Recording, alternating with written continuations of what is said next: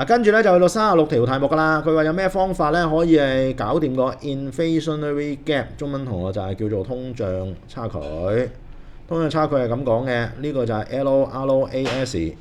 咁然之後佢哋個交點咧就好鬼得意嘅 SRAS 同埋 AD 個交點咧，其實係超出咗嗰個嘅範圍嘅。咁即係暗示住啲人咧就勁 OT 做到成隻狗咁樣樣。咁如果係咁樣嘅情況底下咧，點樣可以去 solve 翻呢個問題咧？都包括兩條橋嘅啫。一係你有辦法降低個 AD， 一係咧你有辦法降低個 SRAS。咁呢個就手動嘅，隔離嗰個自動嘅，即係你乜鬼都唔理嘅話，班友 OT 到成隻狗咁咧，佢就會要求加人工㗎啦。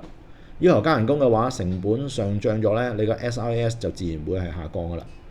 咁啊，仲我睇㗎咯喎，佢話增加 tax 增加稅，加完稅啲人就使少咗 ，C 同 I 跌咗 ，AD 跌咗，啱食喎。答案 A。B 增加財政赤字 budget deficit， 即係有勁揈錢喎，你個 G 上升 ，AD 會升得更急，喂衰咗，倒轉咗走。